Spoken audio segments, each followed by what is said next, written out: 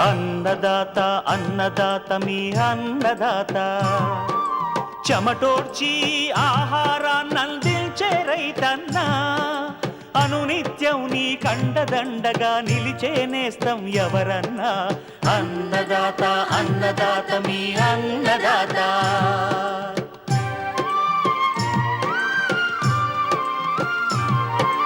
నూతన రీతుల సాగుబడికి, నూరింతలు పెరిగే దిగుబడికి సూచనలిచ్చే సస్య రక్షణకు, పశు పోషణకి శాస్త్ర విజ్ఞానం అందించి ముందుకు నడిపే తెలుగు రైతు భారతదేశానికి మకుటం అయ్యేలా తీర్చిదిద్దే ఆశయంతో మిమ్ము మేలు కొలిపేది అన్నదాత.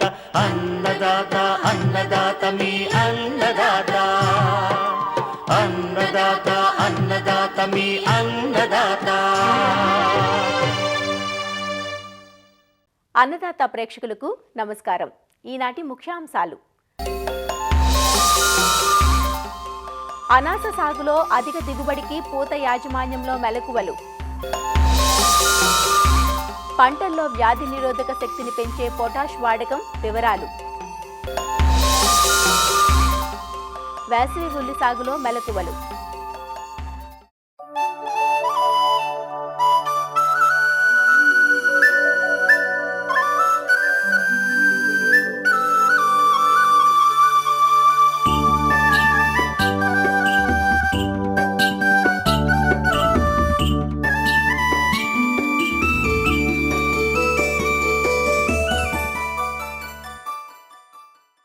పంటల్లో రోగనిరోధక శక్తిని పెంపొందించే ప్రధాన పోషకం ఏదో మీకు తెలుసా? అదేనండి పొటాషియం.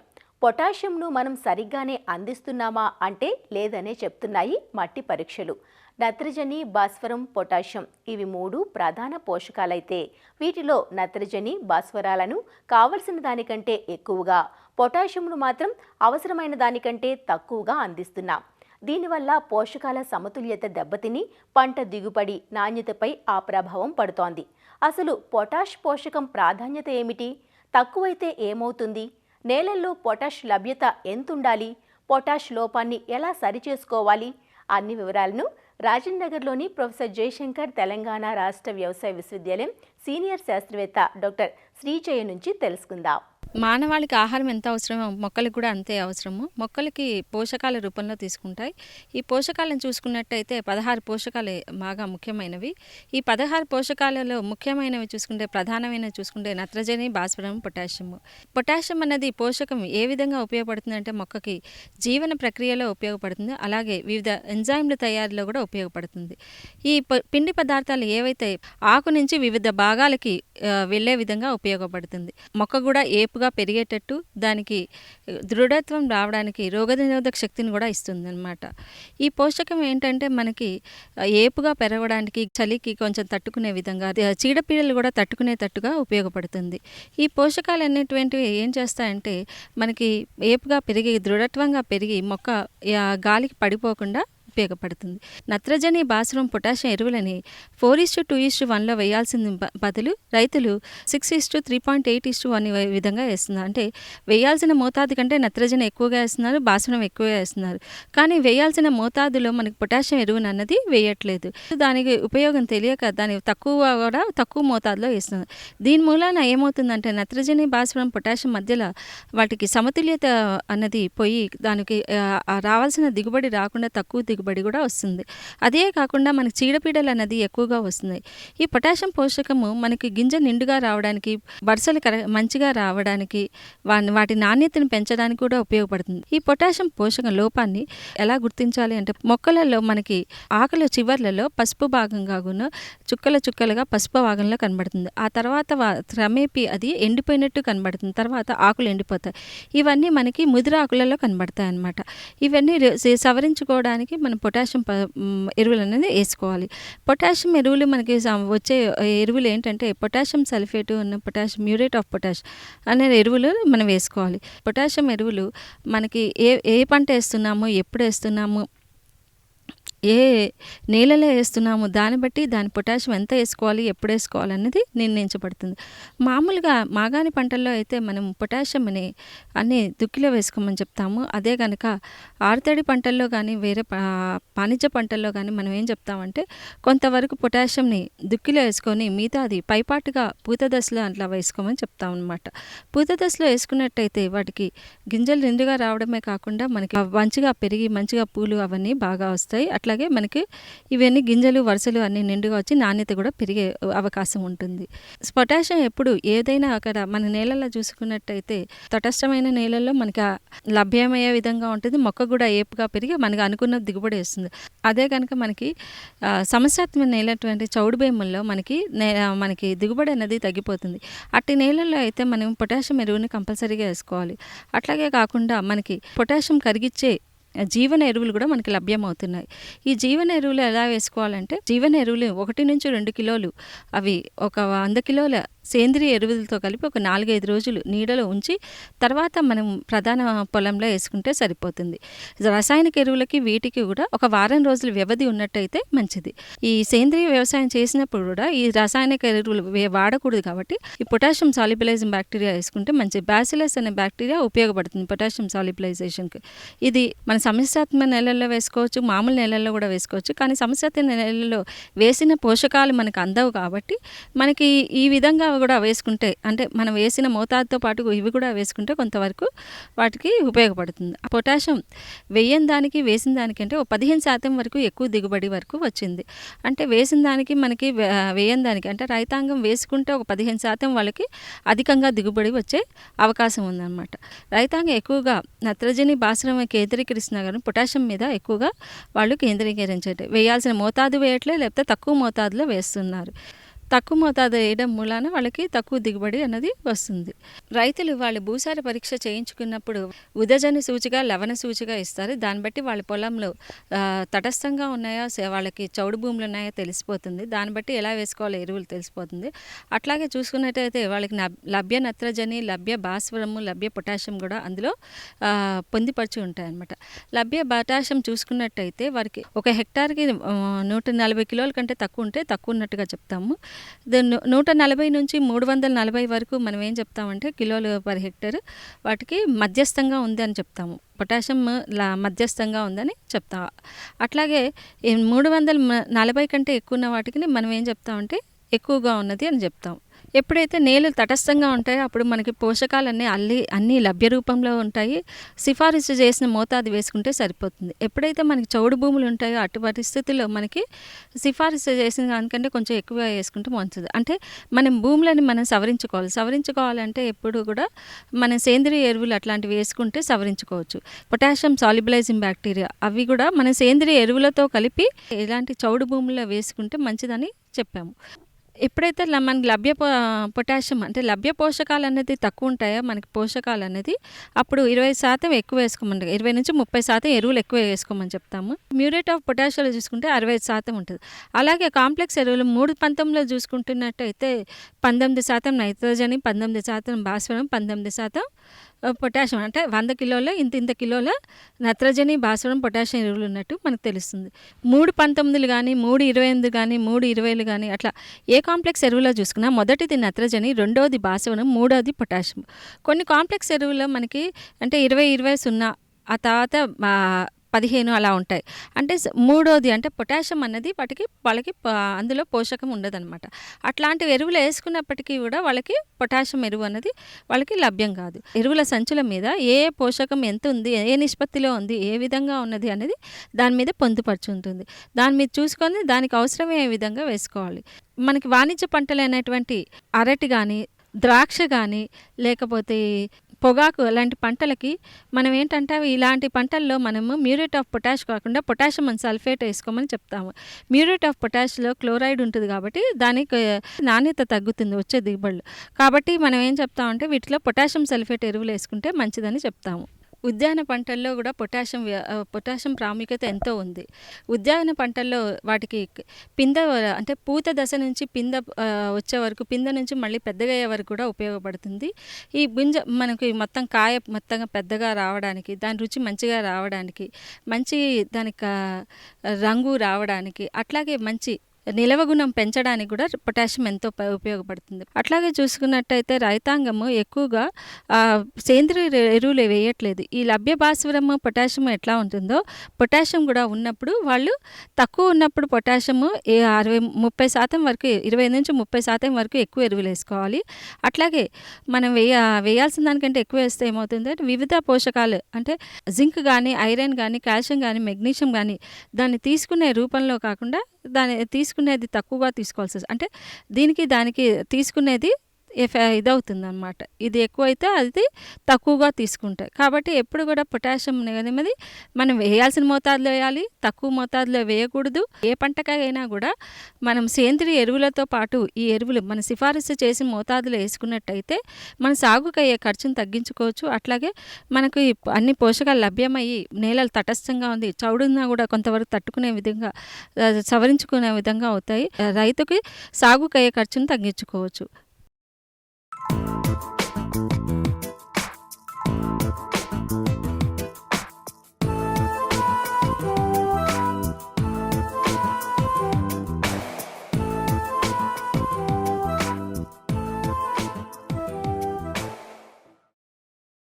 ఆంధ్రప్రదేశ్లో ఉత్తర కోస్తాలోని ఏజెన్సీ ప్రాంతాల్లో సాగు చేయబడుతున్న పండు అనాస.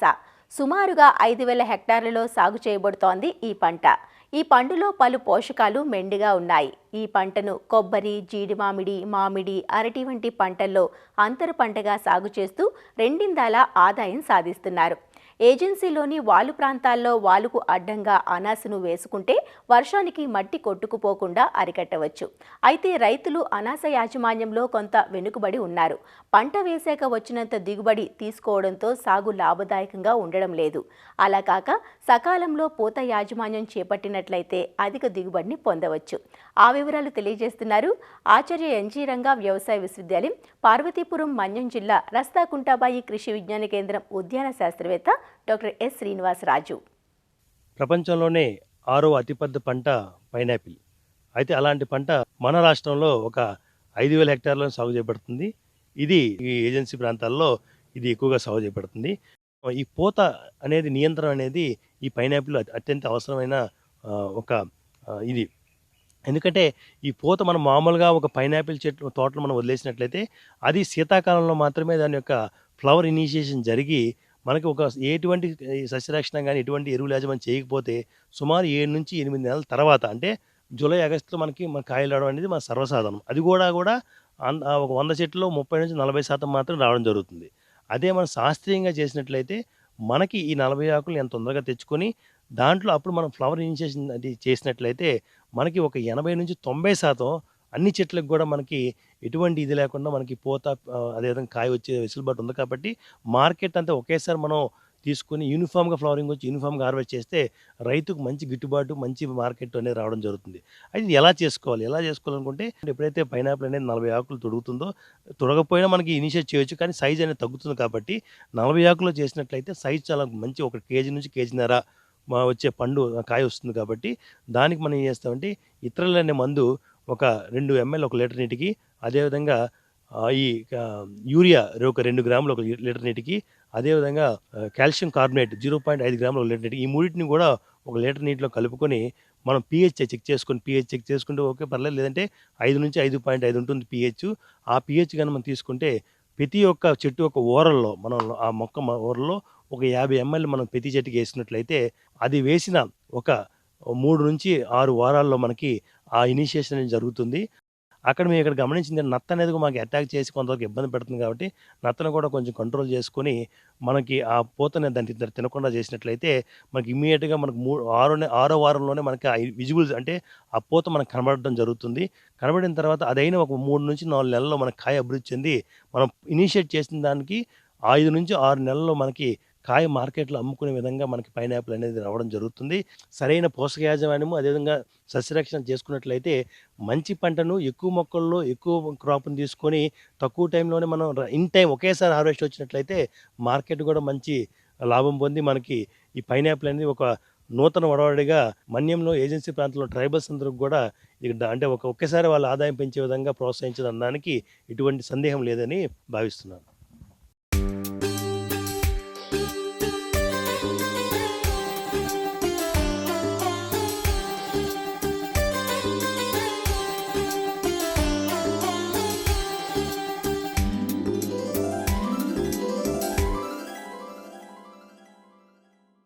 ఉల్లిగడ్డ లేని వంటిల్లు ఊహించడానికే కష్టంగా ఉంటుంది కదూ. అందుకే రోజువారీ వినియోగంలో ఉల్లి వాడకం తప్పనిసరి అయిపోయింది. అంతేకాదు ఉల్లి ధరల్లో వ్యత్యాసాలు కూడా ఎక్కువగానే ఉంటాయి. ఉల్లిని సంవత్సరంలో 3 సీజన్లోనూ సాగు చేస్తుంటారు మన రైతులు. వర్షాకాలంలో పండించే పాయకు వర్షాల వల్ల తెగుళ్ల సమస్య ఎక్కువగా ఉంటుంది. అయితే వేసవిలో పండించే పాయ మాత్రం మంచి నాణ్యంగా ఉంటుంది. అంతేకాక ఈ కాలంలో అధిక దిగుబడిని పొందే అవకాశం ఉంటుంది.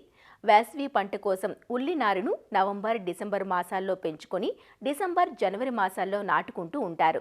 రకాల ఎంపిక మొదలు సాగు ఆశాంతం మేలైన యాజమాన్యం చేపడితే వేసవి ఉల్లి నుంచి ఎకరాకు 20 నుంచి 25 టన్నుల అధిక దిగుబడులు పొందే అవకాశం ఉంది. వేసవి ఉల్లి సాగులో పాటించాల్సిన మెలకువలను పశ్చిమ గోదావరి జిల్లా ఉండి కృషి విజ్ఞాన కేంద్రం శాస్త్రవేత్త డాక్టర్ బిందు ప్రవీణ నుంచి తెలుసుకుందాం. ఉల్లి శీతాకాలం పంట అయినప్పటికీ మంచుని తట్టుకోలేదు. అధిక ఉష్ణోగ్రత కొంతవరకు తట్టుకుంటుంది. ఉల్లి సాగుకి మురుగునీటి వసతి గల సారవంతమైన ఎర్ర నేలలు లేకపోతే ఎక్కువ సేంద్రియ పదార్థం గల ఇసుక నేలలు కూడా అనుకూలమైనవి. ఉదజని సూచి 5.8 నుంచి 6.5 గల నేలలు చాలా అనుకూలం. ఉల్లిలో రకాలను చూసుకున్నట్లయితే ఎరుపు రంగు రకాలైన Bellary red, Arka found dark red కానీ, అర్కా ఫౌండ్ లైట్ రెడ్ కానీ, పూసా రెడ్ కానీ, అర్కా కళ్యాణ్ కానీ, అర్కా నికేతన్ కానీ, ప్రగతి కానీ, అర్కా ఫౌండ్ రోజ్ కానీ, భీమా రోజ్ కానీ, భీమా రెడ్ కానీ, భీమా సూపర్ కానీ ఇవన్నీ ఎరుపు రంగు రకాలు. అదే తెల్లుల్లి రకాలు పూసా వైట్ ఫ్లాట్ కానీ, అగ్రి ఫౌండ్ వైట్ లేకపోతే భీమా శ్వేత ఇవన్నీ కూడా తెల్లుల్లి రకాలు. సంకర్ రకాలు చూసుకున్నట్లయితే అర్కా లాలిమా మరియు అర్కా కీర్తిమాన్ ఇవి ఎర్రుల్లి రకాలు. ఉల్లి నారుని పెంచి ప్రధాన పొలంలో నాటడానికైతే ఎకరానికి ఉల్లి విత్తనాలు 3 నుంచి 4 కిలోల విత్తనం అయితే సరిపోతుంది. ఉల్లిలో విత్తన శుద్ధి కొరకు 1 కిలో విత్తనానికి 3 గ్రాముల థైరంతో కలిపి విత్తన శుద్ధి చేసుకున్నట్లయితే నారులో కుళ్ళు అనేది రాకుండా ఉంటుంది. విత్తన శుద్ధి చేసిన తర్వాత కూడా నారులో కుళ్ళు అనేది గమనించినట్లయితే 15 రోజులకు ఒకసారి మరియు 30 రోజులకి ఇంకొకసారి లీటర్ నీటికి 3 గ్రాముల కాపరాక్సీ క్లోరైడ్ని కలిపి నారు అనేది బాగా తడిచేటట్లు పిచికారీ చేస్తే నారు ఎదుగుదలలో కుళ్ళుని ఎంతో కొంతవరకు తగ్గించవచ్చు. 8 నుంచి 9 వారాల్లోనూ కూడా నారు నాటడానికి సిద్ధం అవుతుంది. నాటే ముందు నారుని ఇమిడాక్లోప్రిడ్ 0.3 మిల్లీలీటర్లు మరియు కార్బనిజం 1 గ్రాము చొప్పున 1 లీటర్ నీటిలో కలిపిన ద్రావణంలో 20 నిమిషాల పాటు వేర్లను ముంచి నాటినట్లయితే ప్రధాన పొలంలో 25 రోజుల పాటు చీడపీడల నుండి మనం రక్షించవచ్చు. వేసవికాలం ఉల్లిలో అయితే మనకు నీటి లభ్యత తక్కువగా ఉండడం వల్ల కలుపు అనేది కూడా తక్కువగా ఉంటుంది. అయినా సరే మనము కలుపు నివారణకు నారు నాటిన 48 గంటల్లోపు పెండిమిథాలిన్ అనే కలుపు మందును 1.2 లీటర్లు 200 లీటర్ల నీటిలో కలిపి తడి నేలపై పిచికారీ చేసుకోవాలి. అదేవిధంగా 20 రోజుల తర్వాత 1 మిల్లీలీటర్ ఆక్సిఫ్లోరోఫిన్ 23.5% కానీ 2 మిల్లీలీటర్ల క్విజలోఫాప్ ఇథైల్ 1 లీటర్ నీటిలో కలిపి పిచికారీ చేయవచ్చును.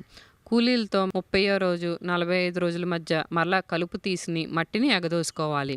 నాటిన 100 నుండి 110 రోజుల తర్వాత కార్బనిజం 1 గ్రాము లీటర్ నీటికి కలిపి పిచికారీ చేసుకున్నట్లయితే ఉల్లిని నిల్వలో కుళ్ళు అనేది రాకుండా కూడా ఆపుకోవచ్చు. ఎరువుల యాజమాన్యానికి వస్తే ఉల్లిలో పశువుల ఎరువు అనేది ఆఖరి దుక్కులో 10 టన్నులు వేసుకోవాలి. అదేవిధంగా వేప చెక్క కానీ, వేరుశనగ పిండి కానీ, ఆముద పిండి కానీ కూడా ఎకరానికి 250 కిలోల చొప్పున వేసుకోవాలి.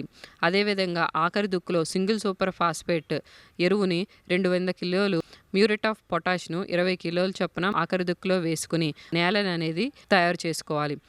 నారు నాటినప్పుడు యూరియాని 43.5 కిలోలు, నాటిన 30 రోజులకు యూరియా 43.5 కిలోలు మరియు పొటాష్ను 16.5 కిలోలు. తరువాత మళ్ళీ నాటిన 45వ రోజున యూరియా 43.5 కిలోలు, పొటాష్ అనేది 16.5 కిలోలు చొప్పున ఉల్లికి ఎరువులు వేయాలి. సిఫార్సు చేసిన ఎరువులను ఆలస్యంగా వేస్తే గడ్డ యొక్క మెడభాగం ఆ మందంగా తయారయ్యి ఆకృతి అనేది కూలిపోయి కొన్ని సందర్భాల్లో పంగ అంటే 2 గడ్డలు ఏర్పడి నాణ్యత అనేది తగ్గుతుంది. హెక్టారుకు 20 నుంచి 25 కిలోల గంధకం వేసినట్లయితే నాణ్యత గల గడ్డలను మనం పొందవచ్చు. అదే కాకుండా 3 నుంచి 4 సార్లు సల్ఫర్ని 2 గ్రాముల లీటర్ నీటికి కూడా పిచికారీ చేస్తే మంచి నాణ్యమైన గడ్డలను మనం దిగుబడిని పొందవచ్చును. మంచి నాణ్యమైన ఉల్లిగడ్డల ఉత్పత్తికి నాటిన 15, 30వ రోజు మరియు 40 రోజుల తర్వాత 1 లీటర్ నీటికి 10 గ్రాముల చొప్పున 3 పంతొమ్మిదిలను పిచికారీ చేసుకోవాలి. ఉల్లి నారుపై నాటిన 60, 75 మరియు 90 రోజులకు 1 లీటర్ నీటికి 10 గ్రాముల చొప్పున 13,045 ఎరువుని పిచికారీ చేసినట్లయితే మంచి నాణ్యమైన గడ్డలను పొందవచ్చు. ఉల్లిలో వేసవికాలంలో 10 నుంచి 15 రోజులకు ఒకసారి నీరు కడుతూ ఉండాలి. మంచి నాణ్యమైన గడ్డల దిగుబడికి బిందు సేద్యము లేక తుంపరుల ద్వారా కూడా తడులను ఇచ్చుకోవచ్చు. సస్యరక్షణ చర్యలకు వస్తే ఉల్లిలో చూసుకునేది తామర పురుగులు. ఈ తామర పురుగులు ఏంటంటే ఆకుల అడుగు భాగాన్ని చేరి కూడా రసాన్ని పీల్చివేయడం వల్ల తెల్లటి మచ్చలు అనేది ఏర్పడతాయి. దీంతో పాటు ఆకులపైన కాకుండా కాడలపైన ఉదారంగు మచ్చలు అనేది ఏర్పడతాయి. దీని నివారణకు డైమిథోయేట్ లేదా ఫిప్రోనిల్ అనే మందును 2 మిల్లీలీటర్లు లీటర్ నీటికి కలిపి దీంతో పాటు శిలీంద్ర నాశిని అంటే మ్యాంకోజబ్ 3 గ్రాములు లీటర్ నీటికి కలిపి కూడా 2 కలిపి 10 రోజుల వ్యవధిలో 2 నుంచి 3 సార్లు మనం పిచికారీ చేసుకోవాలి. ఆకులపై ఉదారంగు మచ్చలు ఏర్పడి ఆకులు ఎండిపోయినప్పుడు మ్యాంకోజబ్ 3 గ్రాములు లేదా క్లోరోథలోనిల్ 2.5 గ్రాములు లీటర్ నీటికి కలిపి మనం పిచికారీ చేసుకోవాలి. ఎటువంటి సస్యరక్షణ మందులు మనం ఉల్లిలో పిచికారీ చేసుకునేటప్పుడు లీటర్ నీటికి 0.5 మిల్లీలీటర్ల శాండోవిట్ లేదా ధనువిట్ అనే జిగురు పదార్థం కలిపి ఉల్లిలో పిచికారీ చేసుకోవాలి. 50% మొక్కల ఆకులు ఎండిపోవడం వల్ల కోతకు వచ్చినట్లు మనం గమనించుకోవచ్చు. గడ్డ పీకడానికి 15 రోజుల ముందు నీరివ్వడం మనం ఆపేయాలి. గడ్డలు పీకిన తర్వాత ఆకులతో సహా మనం మొక్కలను 4 రోజుల పాటు పొలంలో ఆరనివ్వాలి.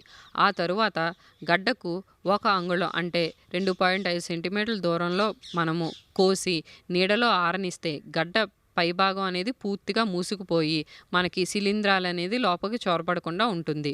కుళ్ళిన గడ్డలను అదేవిధంగా తెగిన గడ్డలను కూడా వేరు చేసి మిగిలిన మంచి గడ్డలను సైజు వారీగా కూడా మనం గ్రేడింగ్ చేసుకుని నీడలో 2 నుంచి 3 వారాలు ఆరబెడితే గడ్డ పైపొర అనేది బాగా అభివృద్ధి చెంది నాణ్యత అనేది బాగుంటుంది. ఈ విధంగా ఆరిన ఉల్లిగడ్డలను ఏంటంటే గాలి చొరబడే మంచి సంచులలో నాణ్యత గల సంచులలో వేసి 4 వైపులా గాలి చొరబడే విధంగా ఉండే గోడౌన్లో మనం నిల్వ చేసుకుని మార్కెట్కు తరలించుకోవాలి. అదే శీతల గిడ్డంగుల్లో నిల్వ చేసే ఉద్దేశం అయితే 0 డిగ్రీల సెంటీగ్రేడ్ ఉష్ణోగ్రత వద్ద మరియు 65 నుంచి 70% గాలిలో తేమ వద్ద 3 నుంచి 5 నెలల పాటు మనం నిల్వ చేయవచ్చు. మరిన్ని విభిన్న అంశాలతో రేపటి అన్నదాతలో మళ్ళీ కలుసుకుందాం. నమస్కారం.